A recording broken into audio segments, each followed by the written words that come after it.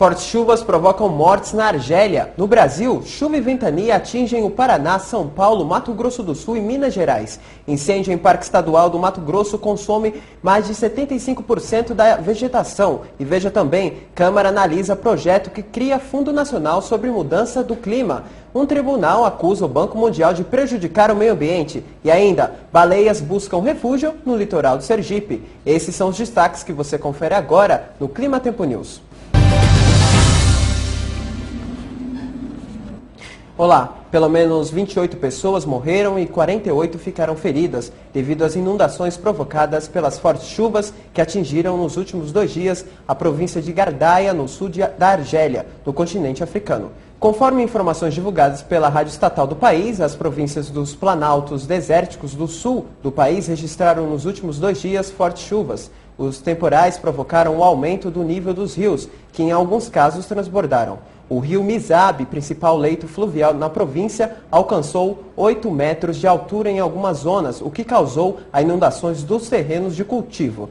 Muitas pessoas ficaram isoladas e tiveram que ficar nos terraços e telhados das casas para escapar da inundação. Membros da Defesa Civil e das Forças de Segurança foram enviados para o resgate dos cidadãos. No norte da Argélia, algumas províncias também registraram fortes chuvas nos últimos 2 dias, o que ocasionou a morte de 3 pessoas. No sudeste e noroeste do país, as inundações deixaram mais 3 mortos e 13 feridos. Nuvens muito pesadas começaram a se espalhar na tarde de ontem pelo estado do Paraná e avançaram em direção a São Paulo e a Mato Grosso do Sul. A chuva veio forte, acompanhada de rajadas de vento e até granizo. Em Maringá, no norte do Paraná, as rajadas de vento chegaram a 112 km por hora. No município de Iguatemi, que fica no sul do Mato Grosso do Sul, os ventos podem ter chegado a 100 km por hora pela dimensão dos estragos, informou a Defesa Civil. Houve destelhamento e queda de árvores na cidade. Na região de Campinas, no interior de São Paulo, os ventos chegaram a 140 km por hora, de acordo com o CEPAGRE. As nuvens pesadas avançaram em direção ao Rio de Janeiro, sul de Minas Gerais e Triângulo Mineiro e provocaram chuva na madrugada e na manhã de hoje. Também ventou forte. O aeroporto de Uberlândia registrou rajadas de vento de 76 km por hora, às 3h30 da madrugada. Vamos à sala dos meteorologistas conversar com Josélia Pegorim.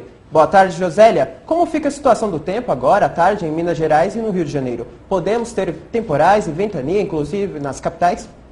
Olá, Adriano. Olha, ainda teremos pancadas de chuva durante a tarde e na noite de hoje na região da Grande Belo Horizonte.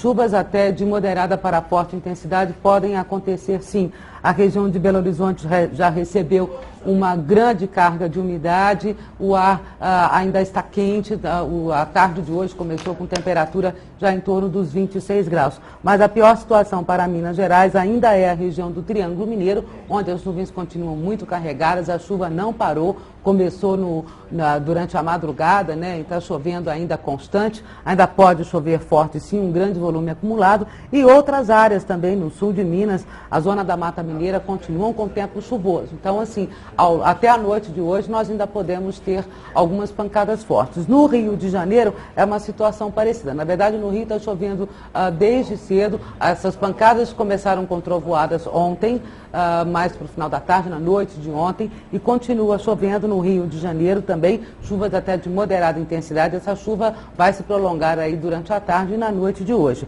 Em São Paulo, nós já não temos nuvens tão carregadas. A parte norte do estado ainda está muito chuvosa, ainda pode voltar a chover também na região da capital paulista, mas não com a intensidade. Nós tivemos grandes volumes de chuva acumulados nessas últimas 24 horas por conta da expansão dessas áreas de nuvens pesadas. No caso da cidade de São Paulo, por exemplo, um acumulado de 43 milímetros, isso corresponde a mais ou menos 32% de toda a chuva que normalmente cai ao longo do mês de outubro, ou seja, em relação à média. A mesma situação na região de Maringá, por exemplo, no norte do Paraná, a chuva acumulada ontem foi de aproximadamente 63 milímetros. Isso é praticamente metade de toda a média de chuva para o mês de outubro. Na região de Ituiutaba, no Triângulo Mineiro, 68 milímetros de chuva acumulados. Isso foi só na madrugada e no começo da manhã de hoje. Então, realmente muita chuva e essa situação, Adriano, na verdade ainda vai se complicar mais no próximo fim de semana. Nós teremos a chegada de uma outra frente fria. O Paraná deve voltar a sofrer com chuvas muito intensas, ainda a ventania, inclusive, no próximo sábado. Já no sábado à tarde, aumenta o risco de chuvas fortes em São Paulo e em Mato Grosso do Sul. No domingo, nós vamos ter uma situação muito instável, tudo complicado mesmo por conta das eleições, mas essa frente fria vai aumentar muitas condições de chuva em praticamente todo o Sudeste e no Centro-Oeste do Brasil.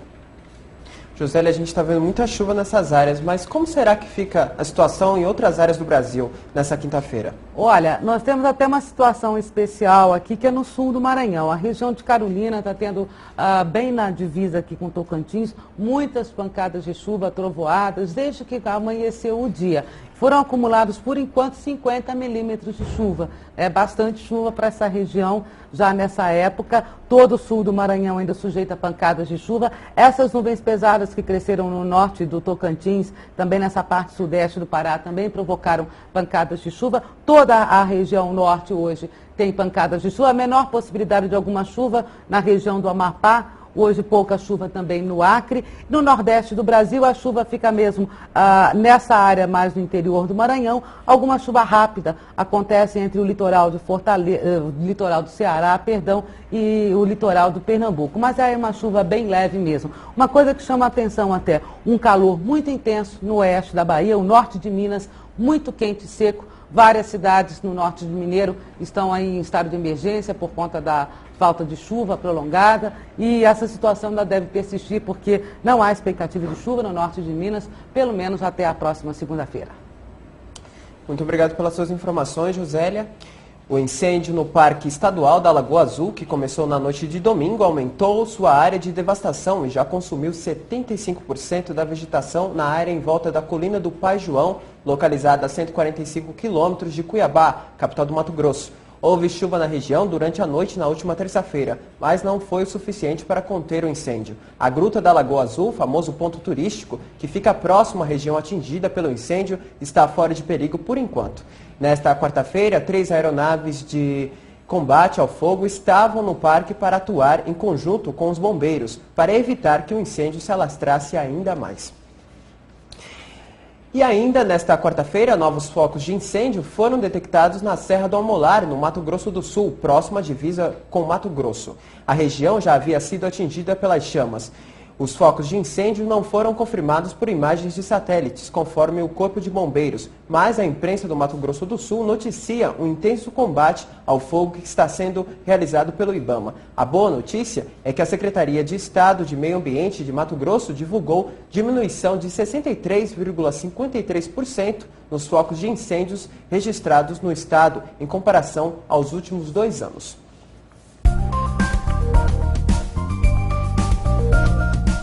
A região sul do Brasil amanheceu com nevoeiro em muitas áreas, reduzindo a visibilidade. Atenção especial nos trechos de serra durante o dia. Chove fraco pela BR-116 entre Porto Alegre e Curitiba. Céu carregado com risco de chuva e ventos fortes pela BR-376 no norte do Paraná.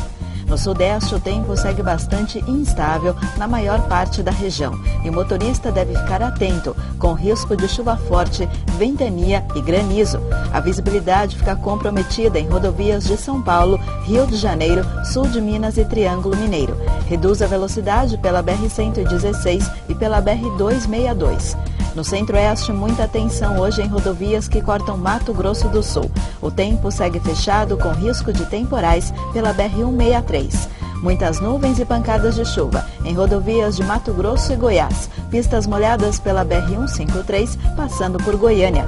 No Nordeste, há previsão de pancadas de chuva no sul do Maranhão e do Piauí. Chove rápido pela BR-101, entre Recife e Natal. A maioria das rodovias tem sol forte e tempo seco. Boa visibilidade pela BR-402, no litoral do Ceará. No norte, todas as rodovias têm pancadas de chuva. Reduz a velocidade pela BR-174, entre Manaus e Boa Vista. A chuva acontece à tarde pela BR-364, entre o Acre e Rondônia. No Amapá, o motorista também encontra chuva à tarde. A Câmara analisa o projeto de lei do Poder Executivo que cria o Fundo Nacional sobre Mudança do Clima para assegurar recursos para projetos, estudos ou financiamento de empreendimentos voltados à redução do impacto das mudanças climáticas. O Banco Nacional de Desenvolvimento Econômico e Social vai conceder financiamento ao novo fundo, que será administrado por um comitê gestor coordenado pelo Ministério do Meio Ambiente. Os recursos do novo fundo serão aplicados em apoio financeiro reembolsável por meio da concessão de empréstimo em apoio a projetos ou estudos. A distribuição dessas verbas será definida pelo comitê gestor do fundo. Um júri de 13 membros, composto por economistas, cientistas, ex-funcionários, especialistas legais e líderes da sociedade civil, acusou o Banco Mundial de prejudicar o meio ambiente e reduzir a qualidade de vida da maioria da população da Índia. A equipe demorou um ano para validar cerca de 1.000 testemunhos e 150 depoimentos tomados de grupos envolvidos, de especialistas e comunidades afetadas em toda a Índia, a fim de avaliar o impacto do banco sobre 26 setores do desenvolvimento social e econômico do país. O tribunal estudou os impactos de projetos do banco sobre comunidades vulneráveis, a mais baixa classe da população do país. O Banco Mundial inicialmente concordou em participar da sessão final, mas no último momento resolveu não participar. O porta-voz da instituição financeira disse que eles estão abertos para discutir seus trabalhos em qualquer lugar do mundo, mas não está de acordo com o formato de um tribunal convocado para julgar o banco sem um debate sobre os assuntos propostos. Neste ano, moradores e turistas tiveram uma surpresa no litoral de Sergipe. A 10 quilômetros da costa, baleias da espécie jubarte aparecem nas águas sergipanas. Até mesmo as plataformas de petróleo não afastam os animais. As baleias jubartes procuram águas quentes, tranquilas e pouco profundas do lugar. O fato tem chamado a atenção de pesquisadores, mas não é só em Sergipe que isso ocorre. O arquipélago de Abrolhos, na Bahia, é a maior maternidade das baleias jubarte. Nos meses de julho a novembro, elas habitam as águas baianas também em busca de calor. E esta edição do Clima Tempo News fica por aqui. Outras informações você acompanha no site, no www.climatempo.com.br. Eu sou Adriano Oliveira e volto durante a programação com outras informações. Até lá!